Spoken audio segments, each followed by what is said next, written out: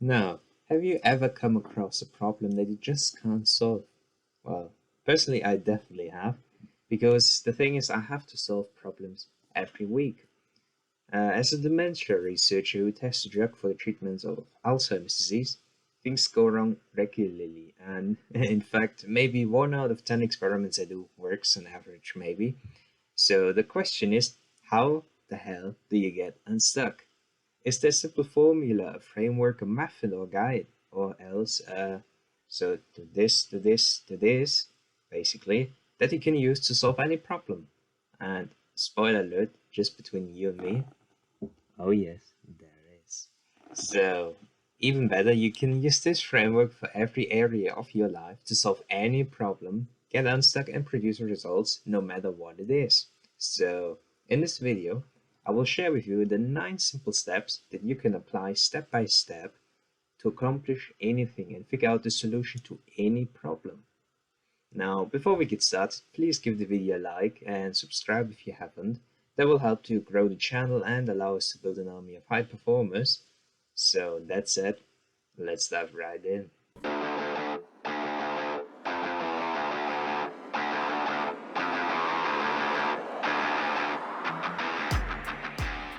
To quote Richard Feynman, a physicist and contributor to the atom bomb, and that is the test of all knowledge is experimentation. So things need to be learned only to be unlearned, or more likely to be corrected. And I have taken this scientific concept to heart, and not only to solve problems for research, but also to massively increase my physical strength in the gym, for example. Now, I've always been a skinny guy. I weighed 50 kilograms back then, and that's 110 pounds for you Americans out there, at a perfect height of 1 meter 69, of course. And to be weak obviously sucks. So I set a goal to do some powerlifting and get strong as fuck. And what happened? I literally made zero, and I mean zero progress for 4 years in a row. That's actually quite sad. And guess what? I got pissed. So I started to apply what I've learned as a project manager at GSK Vaccines back then to systematically solve why the hell I just didn't make any progress. And finally, I actually managed to do it. I got unstuck for the first time in 4 years, and I added 32.5 kilograms to my squats in 4 months from July to November 2008. And pretty much this problem solving method I used, I refined it over time, added some scientific elements to it, of course, and I now use it for my lab work as a dementia researcher to keep making progress and to stay unstuck. I also got some additional inspiration for that for my framework. For example, from the billionaire and life coach Tony Robbins. You probably know him. He's the life guy, the guru, you could say. And a critical point here really is, and I want you to understand this, problem solving is not about being lucky. Problem solving is a skill, and you can learn the skill and you can apply it over and over again to consistently solve problems. Once you know to do it once, you can do it again. Alright, so without further ado, here's my 9-step framework to solve any problem. Alright, so the first step will be to describe the problem in detail. So that's quite simple. Just take your notebook and write down what the problem actually is. On to the second step, and that is to clarify what you are currently doing. And important here is what you are currently doing does not work. Alright, otherwise you would have solved the problem already. To quote Elon Musk, you should take the approach that you are wrong and your goal is to be less wrong. So it all starts by writing down what you currently do in detail. Just assume that what you do right now can be done better. And trust me, there's always a way to do it better. For example, I always carry around a lab book and I note down exactly what I've done, what date it was. I spell out exactly what I did this day, the order of my samples, how much of each reagent I added to each single tube, etc. And I also note down whenever I notice that I actually make a mistake. Alternatively, in the gym, I note down how many calories I've eaten, how much do I actually weigh body wise, how much did I lift for the squats, for the bench press, for the deadlifts, etc., in order to keep track. And again, this is key. If you don't know what the hell you're currently doing, then you will also never know where a problem comes from, if there is a problem. So note your stuff down. Now on to the third step, and that is to define the outcome that you want to achieve. In other words, set a goal. That's quite straightforward. So, for example, my problem back then, again, to repeat this, was that I made zero strength progress in the gym. And I wanted to get stronger. That was my desired outcome. So, to start with, I noted down the simple mini goal to add 5 kilograms to my squats in the next month. So, I had a clear cut goal. I knew what the problem was, and that led me on to the next step, which is step 4, and that is to do some research and find a recipe or a how-to guide. And I'm not kidding here. Dr. Google is my best friend. And for example, as part of my PhD studies, my first task was to make genetically modified brain cells that produce tau tangles within them. Just for your background information, these tau tangles are toxic and they form inside of brain cells during Alzheimer's disease. And tau tangles, they damage the brain cell connections and of course kill the brain cells at some point. So I wanted to replicate that. I wanted to have cells in the lab that also produce these tangles to experiment with them. So the question is, how the hell do you do this? So guess what? I Googled it. I'm not kidding, I Googled this. So I just looked for articles, videos, maybe even books, etc. And I found a generic protocol online that described how to do it, how to genetically modify brain cells. And as unimpressive as it sounds, that's how I figured out how to make genetically modified brain cells. I can flip in a picture for you, so I'm not kidding, I got those cells now.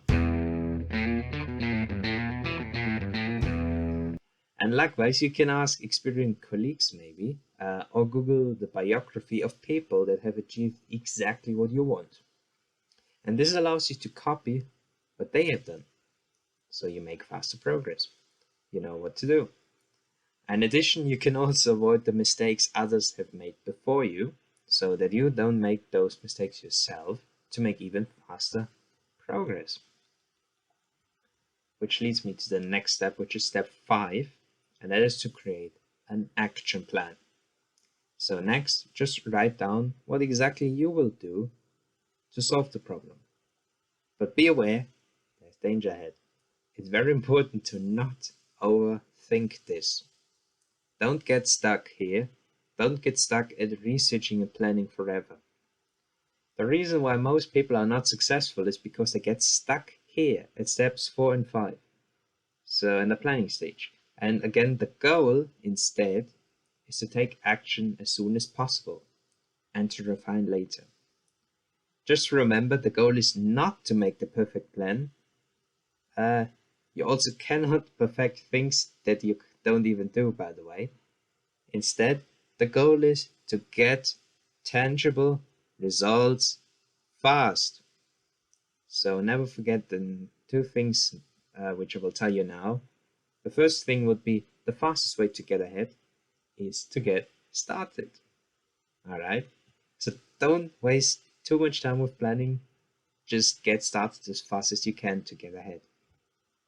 And second, there's that one thing implemented is more powerful and more impactful than 100 things learned. All right. So if you make the perfect plan, even if it was the best thing under the sun, if you just make it and never use it, it's absolutely useless. However, if you do a little bit of research, maybe draft a simple plan, and you actually do it, that's when you get the results you desire. That's when you make fast progress, And that's what 95% of people actually don't do. They just do it. Now, that said, do you get stuck here at the planning stage because you want to do everything perfectly? Let me know in the comments because I can personally relate to that. But then again, to spell things out, to know where your weaknesses are, is the first step to break a bad habit or disempowering belief. Anyhow, let's move on to the next step, step 6, which is to take action, of course, and experiment, trial and error. So the thing is, the first action plan that you will make, it will not be perfect. You will get something wrong eventually, and you might get stuck at some point, and that's absolutely normal and absolutely fine, because trial and error, they are part of problem solving. You cannot skip this. And trial and error is also fundamental to innovate. Why is that? Because simply put, if it was easy to discover something new, then it would have been already done, right? We would be on Mars already. We would have a treatment for Alzheimer's and dementia. We would probably be a million years old because we solved the problem of aging. So obviously, that's not going to happen like that. So if you don't fail, then you don't even try to innovate, or you don't even try to come up with a new solution. You cannot expect to get everything right the first try. Now, step 7, track your progress. And this is very crucial. You made an action plan, you execute it, and now you need to know if what you do actually works. Makes sense, right? So in my case, I looked at whether I got stronger in the gym. Go back to this example. So, did I get stronger? Yes or no? If you run a business, if you, for example, implement the recommendations of a business expert, do you actually make more revenues? Do you make more money? Yes or no? Or if you're cooking, does the recipe that you found online make a tasty dish? Or did you end up burning your food because of the recipe? Yes or no? If what you do gives you tangible results and it actually works, awesome. Great job, cool. No need to change anything. You could optimize it, but awesome. On the other hand, if what you do doesn't work, and this is going to happen, by the way, trust me here, then you need to move on to the next step. And that is step 8. So if you get stuck, analyze why and come up with possible solutions, and also use first principle thinking. Now, that's a bigger part here. So first and foremost, look at your notes and ask yourself, did I make an obvious mistake? For example, if you normally sleep 8 hours and you only get in 3 hours of sleep one day, then you will obviously have a bad day at work. You will probably have a bad training session. Or sometimes I mess up an experiment in the lab because I forgot to add something, or what the hell I put into each tube. That definitely happens. We're all human and I don't have a fucking microchip in my brain, so if you make an obvious mistake, just redo the same thing and don't do the mistake. As simple as it is. Second, that would be to do some research when you get stuck, and of course come up with ideas or possible solutions. Once again, the best thing is to ask Dr. Google. You know what to do. Just type in your exact problem into the search bar, basically. You can do that. For example, what are the reasons that I can't get stronger in the gym? What to do when XYZ happens? Or how to get stronger in gym, in my case again. So all of that will give you lots of ideas of what you could do to solve the problem. And don't just Google it. It's best to write it down into your notebook to have it again in front of your face, basically. And I do this all the time in the lab. If an experiment doesn't work, then I basically write down that the experiment didn't work. I make a list of things that could explain why it didn't work. So reason A, B, C, D. And I jot down things I can do next time to make it work. So right then, all right, change this, change that, and I could try to change that. And lastly, another big thing that is use first principle thinking. Now bear with me, it's actually a lot less complicated than it sounds like. So first and foremost, first principle thinking means to forget about any trends or any assumptions. For example, there was an idiotic bodybuilding trend out there that said that you had to drink whey protein powder mixed with sugar within 30 minutes after your workout to maximize your muscle gains, your protein synthesis. Or there's this myth out there that carbohydrates in the evening make you gain fat, which is complete nonsense, by the way. It depends on how many calories you eat, whether you gain weight or not. So instead, you need to look at the absolute basics, at the fundamental truths, and ask yourself what actually makes a difference. So it's basically the so-called Pareto principle or the 80-20 rule. That means 20% of the things that you do give you 80% of the result. So you should focus on those 20% of things that produce massive results very quickly. So don't waste time to optimize irrelevant little things that don't make a difference. Again, in my case, go back to my strength training example, I made zero progress in 4 years. And I know that wasn't because I didn't drink a protein shake 30 minutes after my workout.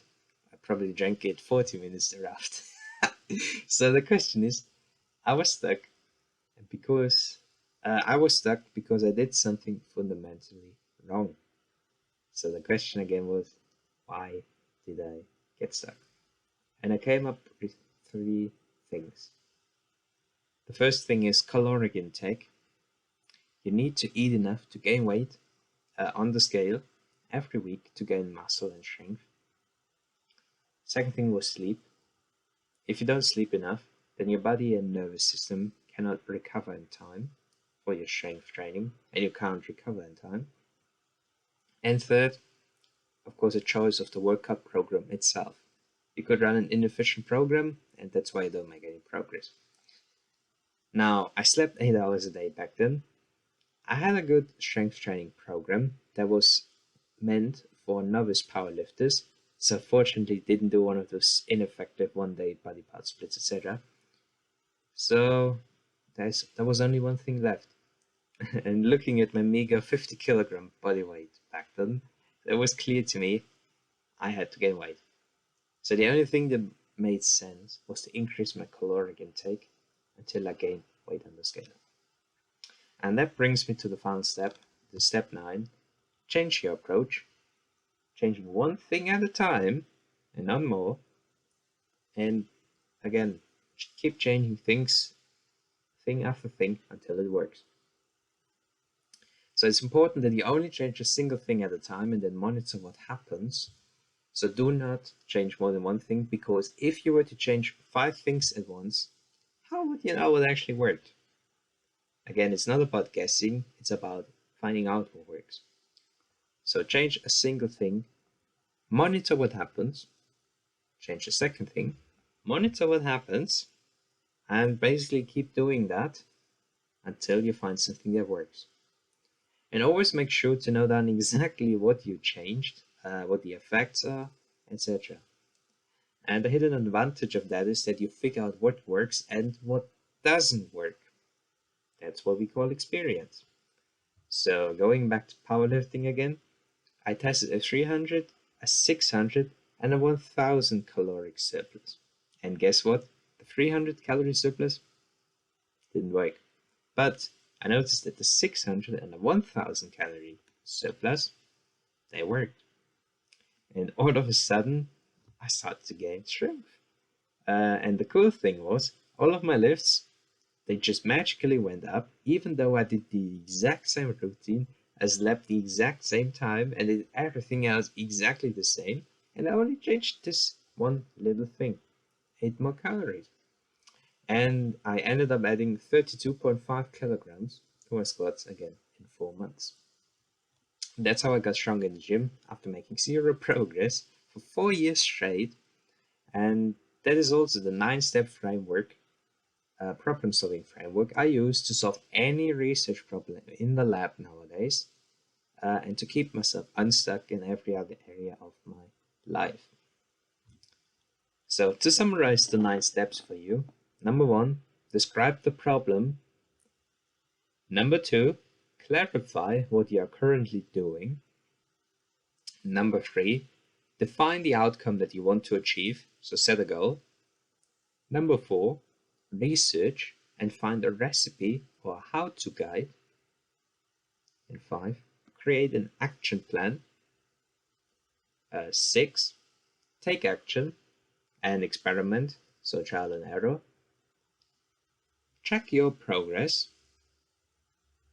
Step 8 would be then, if you get stuck eventually, analyze why, come up with possible solutions, so you can do some research here, and use first principle thinking, so focus on the fundamental truths that give you the most for your buck, the most bang for your buck. And lastly, change your approach. Change one thing at a time, monitor what happens, and do that until it works. So once again, at the end of the day, as physicist Richard Feynman said, the test of all knowledge is experimentation. So if you agree, please just give the video a like, subscribe, and drop down the words time to experiment in the comments. And yeah, let's build an army of hyperlinks together. And let us said, I'd also be interested to know which of the 9 steps is hardest for you personally. Because again, that would allow me to serve you better, and I could also cover these things for you in the future. So you can't lose. Anyhow, I got some experiments to do, literally in the lab. Got to experiment. So see you in the next video.